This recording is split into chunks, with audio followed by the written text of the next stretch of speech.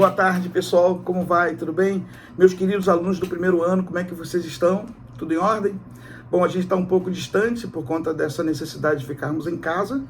Na verdade, a orientação é para que fiquemos em casa de fato, né? E a nossa escola, como sempre, pensando nos nossos alunos, organizou as nossas aulas usando a virtualidade como elemento que vai nos auxiliar a manter o nosso programa para o curso do primeiro ano em dia, né? E, de alguma forma, eu preciso também falar com vocês que nós estamos usando uma modalidade que já é usada em algumas universidades, né? Em algumas escolas, que é a modalidade EAD, né? Ensino à distância, ou educação à distância. E eu penso que ela vai nos auxiliar para que a gente possa continuar em dia, né, com os assuntos e com as matérias necessárias para a formação de vocês, né?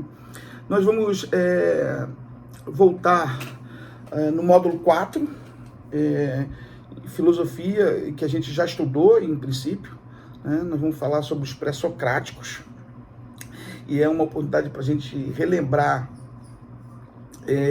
o que a gente falou em sala. Claro que nesse momento parece meio formal as nossas aulas, até porque eu não estou perto de vocês, então os exemplos, as graças, as nossas discussões, as risadas, né?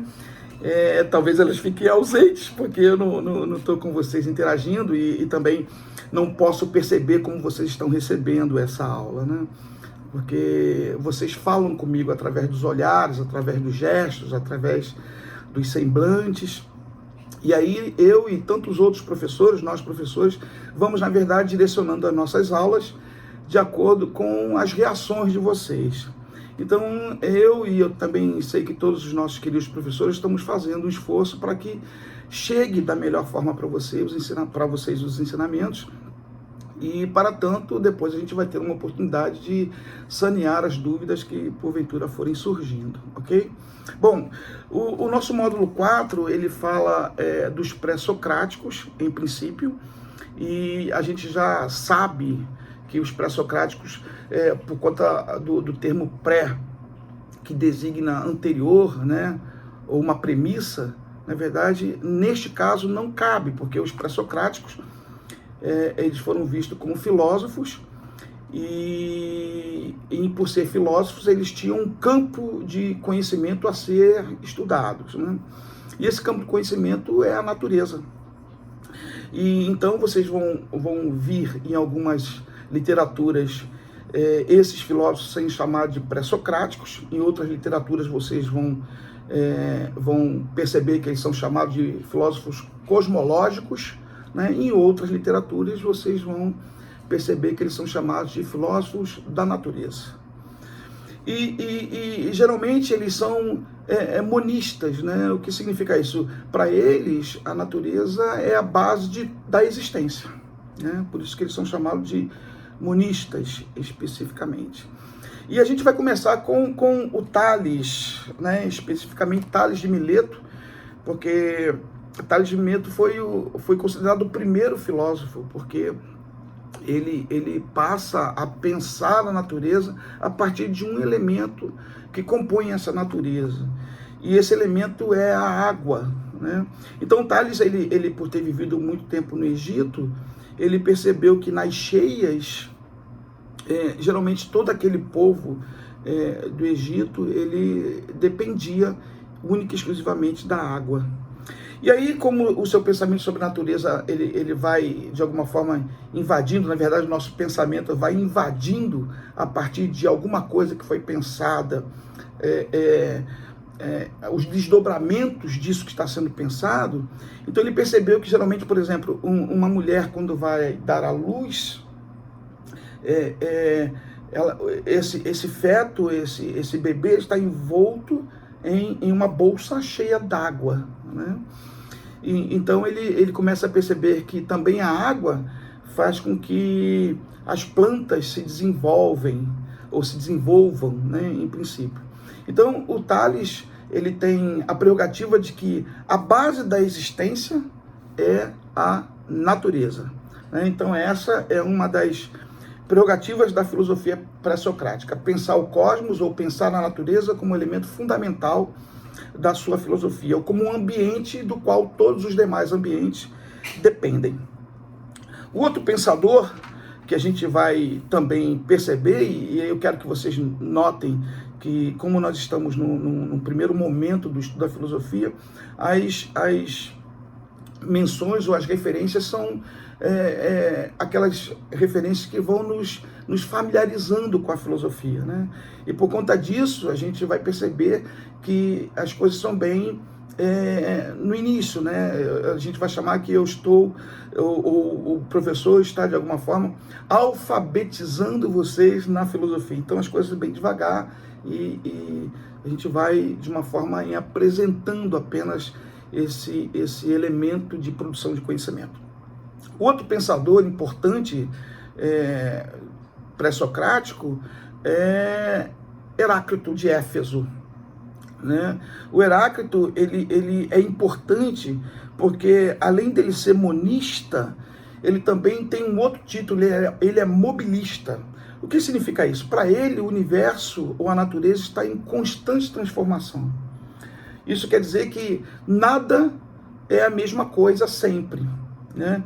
E por conta disso, ele vai percebendo que essas transformações elas acontecem por conta dos atritos que ocorrem nos contrários que compõem essa mesma natureza. Por exemplo, noite, dia, quente, frio. Então, o quente não existiria sem o frio, e nem o frio existiria sem o quente. A noite não existiria sem o dia, e o dia não existiria sem a noite. Então, os fenômenos que compõem essa natureza, que são fenômenos que demonstram ser a natureza constantemente modificada, transformada a partir do tempo, era uma das referências do Heráclito, né? Então, por exemplo, se eu tenho uma semente de uma árvore, e essa semente de uma árvore que vai produzir frutos dessa árvore que em potência ainda não é uma árvore, é só uma semente, um exemplo, né? Ela vai se transformando, até se tornar uma árvore frutífera, e essa árvore frutífera vai produzir uma semente que não é a mesma semente que originou essa árvore. Então, essa transformação, ela faz parte da natureza. Ele é o pensador que de alguma maneira, o responsável pela célebre frase que diz que não se lava as mãos duas vezes no mesmo rio, né?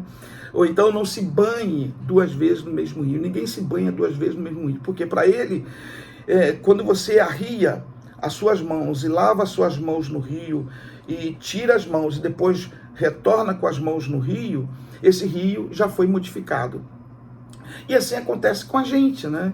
A gente é sempre transformado, modificado a partir da ação do tempo na nossa própria existência.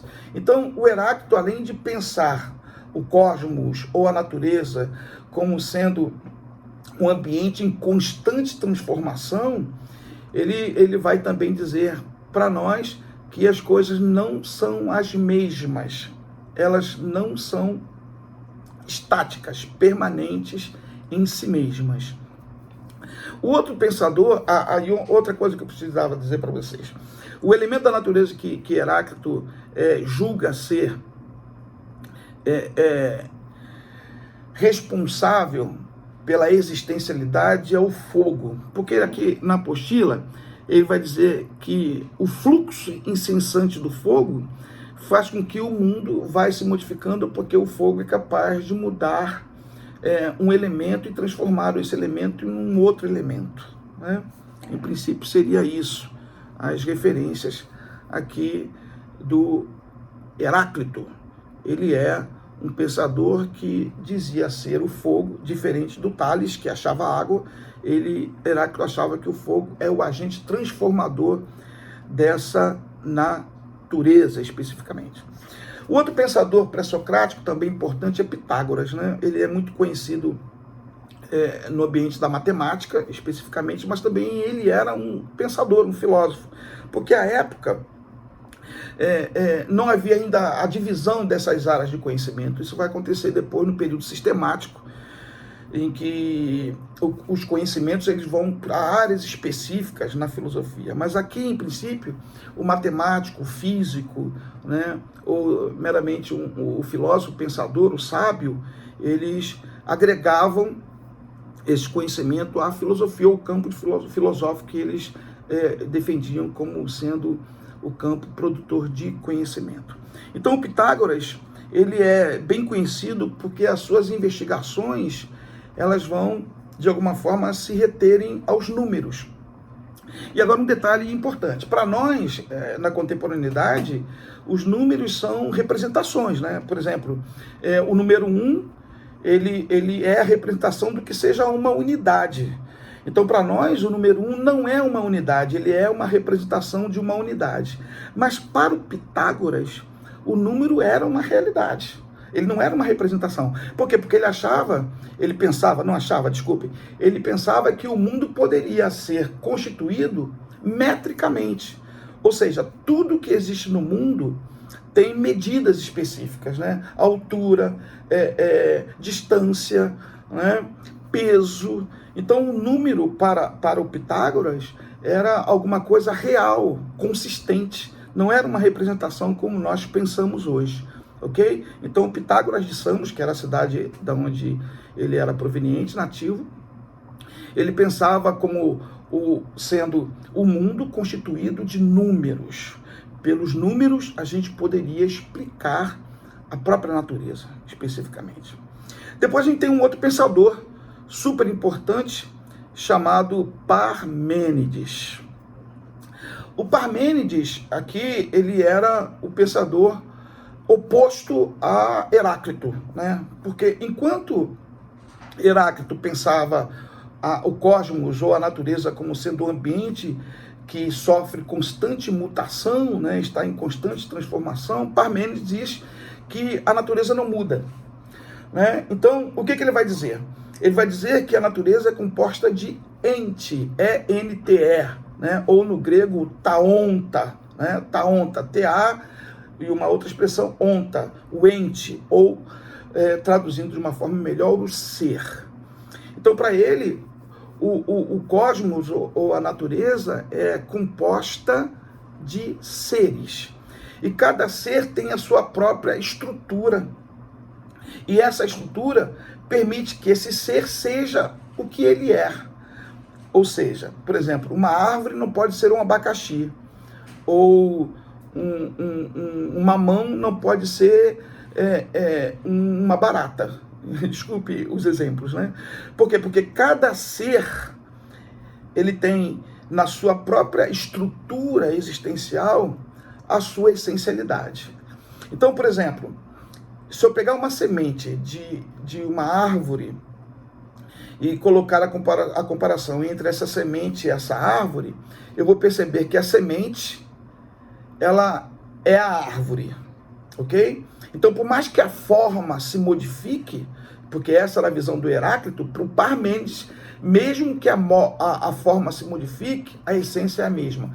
Uma mangueira não pode produzir abacaxis. Então, a semente da mangueira, ela vai receber a inferência, né, do tempo, e ela vai se desenvolver, e em se desenvolvendo tem uma outra forma, mas a essência dela não muda. Esse era o pensamento do Parmênides.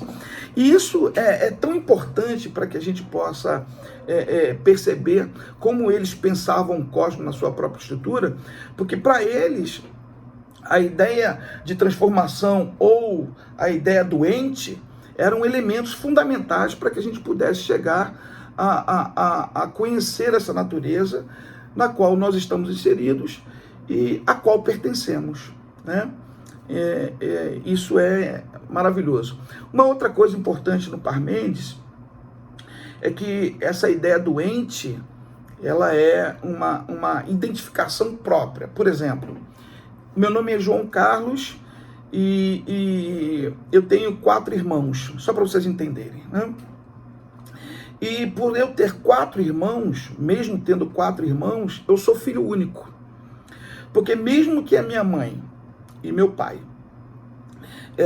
tivessem tido 5 filhos, cada filho é filho único. Porque cada filho é um ente em especial, em composição na sua própria estrutura, e não pode ser o não ser. Desculpa eu usar o termo. Então, eu sou o ente. Então, quando vocês olham para mim, vocês não podem deixar de pensar que eu fui um menino. Então, eu fui um menino e hoje eu sou uma pessoa adulta. Então, mesmo tendo sido um menino e hoje sendo uma pessoa adulta, eu sou o mesmo ente. Então, por mais que vocês possam ter outro professor de filosofia e eu possa ter outros irmãos, o dia que eu deixar de existir nesta terra, nunca mais haverá um ente como eu. Podem surgir outros Joãos, outros professores de filosofia. Minha mãe pode ter, agora não pode mais, mas se ela estivesse viva, ela poderia ter outros filhos, mas nenhum seria como eu. E enquanto a história da civilização humana manifestar-se como o elemento de registro da própria humanidade, nunca haverá, como nunca houve, ninguém como eu. Então você é único. Então Parmênides, quando ele apresenta isso, ele traz para nós um conhecimento maravilhoso sobre a ideia da individualidade, né? Então, para ele, uma pedra é um ente, um jacaré é um ente, uma árvore é um ente, um ser humano é um ente, e por mais que ele pertença a grupos, porque essa é uma divisão que a biologia faz depois, né? Seres inanimados, seres vertebrados, seres inteligentes, seres invertebrados, seres unicelulares, essa divisão não servia para o Parmênides, né? Até porque ele não pensou sobre isso. Isso é um pensamento que vem pela biologia. Mas, na verdade, mesmo que a gente pertença a grupos específicos, né, nós somos entes em si mesmos. Então, eu não posso não ser o que sou. Então, para o Parmênides, o não ser não existe. O ser é, na verdade, aspas, essa entidade que forma ou é um dos componentes da própria natureza. Um outro pensador, também importante nesse período pré-socrático, é Demócrito. Em algumas literaturas ele é chamado de Demócrites, né? Mas o Demócrito, ele vai pensar a estrutura do próprio universo a partir do átomo. Um minuto.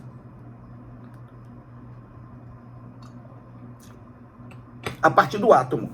Então ele vai dizer que todos os seres, tudo aquilo que existe no universo, é formado por átomos. E são átomos específicos, né? É um conhecimento ainda um pouco retrógrado em relação ao que a gente pensa como átomo hoje, como um elemento palpável. Porque a época do Demócrito ou Demócrites, a ideia era apenas uma ideia, né? A ideia de átomo era apenas uma ideia. Não tinha o átomo substancialmente como um elemento pesquisável. Então a ideia de átomo que Demócrito tem é aquela que faz com que ele perceba que o universo é composto por esses elementos, né, que são indivisíveis, invisíveis, né, e isso é maravilhoso, mas que tem na própria composição desses entes ou desses seres a importância que faz com que eles sejam o que são. Então, por exemplo, a madeira tem uma espécie de átomo, o ser vivo tem uma outra espécie de átomo, e esses átomos que compõem especificamente esses elementos também podem ser unidos para compor elementos, vamos dizer assim, de um todo. Como é que eu posso dizer isso para explicar melhor para vocês assim? Por exemplo, existem animais aquáticos, né? Então existe lá a água e existe os átomos que compõem esses animais. Então eles podem conviver juntos sem que um seja prejudicial ao outro. Eu vou melhorar esse exemplo. Por exemplo, água. A água tem uma composição, e essa composição atômica que a água tem, e aí eu vou lançar a mão outra vez do Parmênides, por mais que ela se solidifique, ela nunca vai deixar de ser água, apesar de ter uma forma diferente. Para o Demócrito, essa composição de água solidificada ou líquida é composta pelo mesmo átomo, ok? Então, tudo que existe para o Demócrito é uma composição combinada de átomos, ok? Bom, o nosso módulo 4 ainda fala de um outro grupo de filósofos, que são os sofistas, né? Aí ainda tem Epicuro, né? Os epicuristas, vocês têm os cínicos. Na aula presencial, quando eu fico mais à vontade, exatamente porque eu estou sentindo as reações de vocês, eu entro nesses grupos, né? Aqui na nossa apostila eles não estão, mas eu posso mencionar apenas por uma questão de desdobramento de conhecimento, né?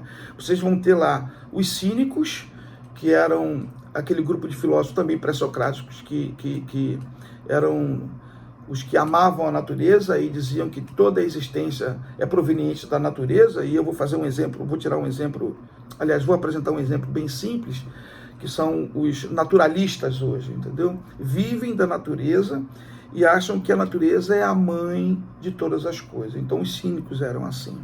E você tem os sofistas, né?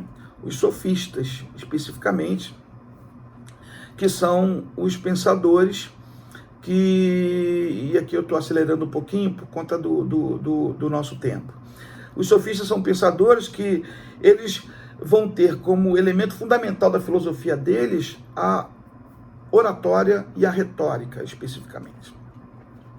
Uma das curiosidades dos sofistas é que eles afirmavam saber sobre todas as coisas. E em virtude dessa característica própria dos sofistas, eles, de alguma forma, cobravam para dar aula. Como é que eu posso dizer assim? Eles contestavam todas as coisas.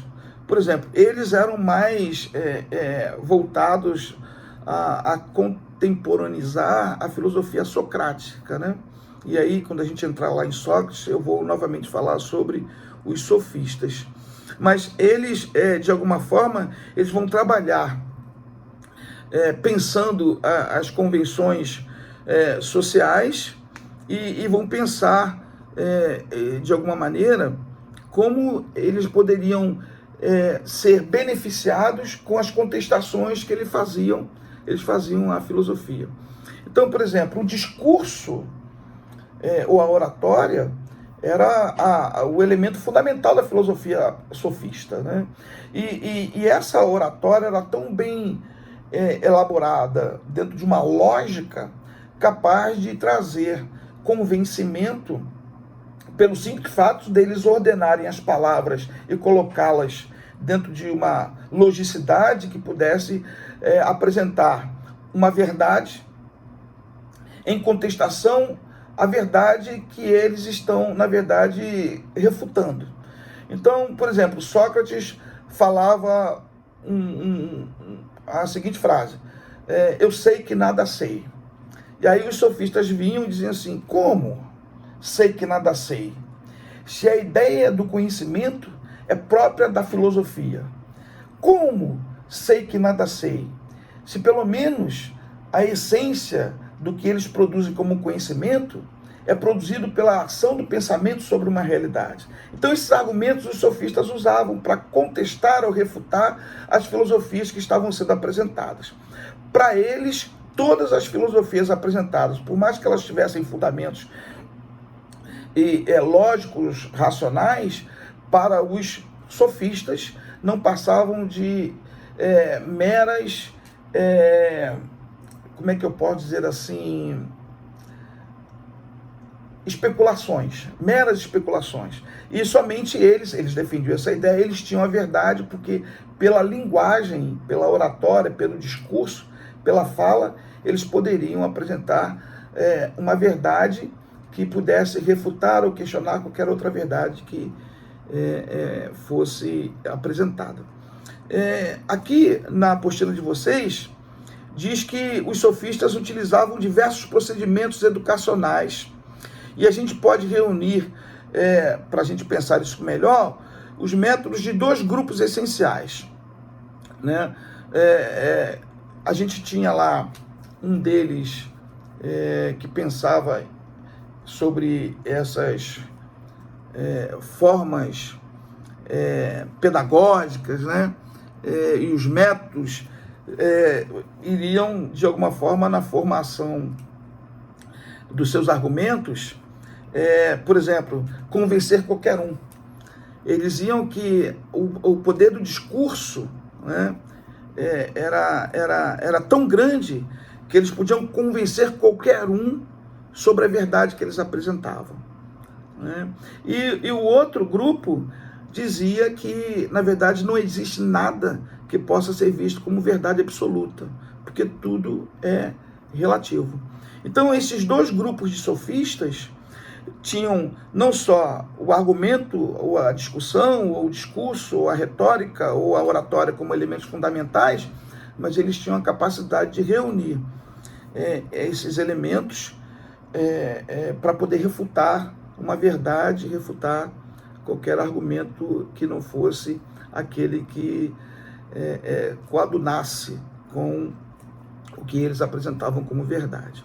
Bom, em princípio, esse é o módulo 4, e mais uma vez eu venho aqui pedir desculpas porque também é novo para mim, né? Eu estou mais acostumado com a aula presencial, mas espero que tenha dado a vocês uma oportunidade de acompanhar os estudos pelas apostilas, ok? Bom, uma outra coisa importante, nós vamos voltar no grupo falando sobre o módulo 5, o nosso módulo 5, aqui na apostila de vocês, vai falar especificamente sobre Sócrates e por que ele é considerado o pai da filosofia, quem ele foi e como é que ele usa alguns métodos para produzir conhecimento, né? Então, deixando bem claro, os pré-socráticos não viveram antes de Sócrates, eram contemporâneos, apenas tinham um outro campo filosófico de reflexão, ok? Para eles, a base era a natureza, ou o cosmos. Então, para eles, a natureza e o cosmos que produziam conhecimento, e esse conhecimento dado pela natureza ou pelo cosmos era um conhecimento por eles pensado. E no módulo 5, então, a gente vai trabalhar essa questão do Sócrates, a maiêutica, a ironia, e pensar com Sócrates a sua filosofia.